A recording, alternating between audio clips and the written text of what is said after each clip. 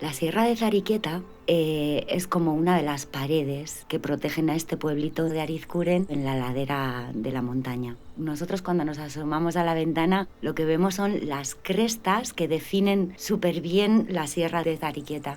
Además son crestas que yo a veces digo, yo cuando me asomo digo, esto parece como si fuese el mar que se ha convertido en piedra, porque son como olas que marcan repetidamente 1, 2, 3, 4 olas. Está Mendigaña, Salvatore, la Peña de Rala, y son eso, son olas petrificadas repetidas.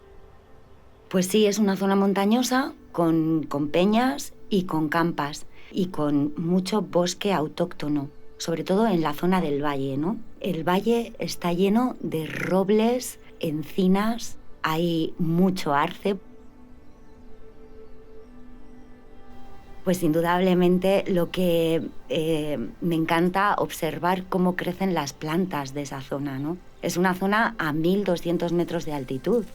Entonces, las plantas que consiguen sobrevivir allí son realmente plantas fuertes, plantas que resisten los vientos del invierno, la nieve y todas las condiciones que allá arriba se generan.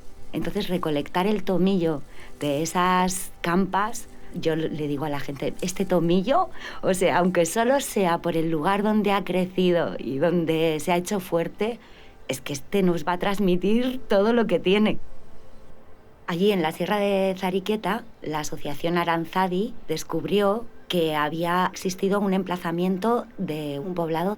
Entonces, al caminar por allí sí ves un montón de piedras, pero es que aéreamente es un emplazamiento espectacular y se puede observar cómo hay un círculo perfecto que forman esas piedras.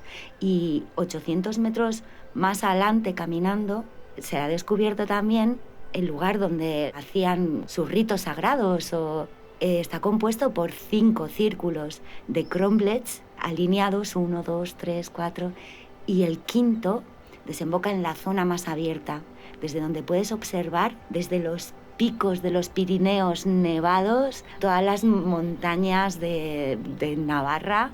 Es un espacio súper abierto al universo entero, ¿no?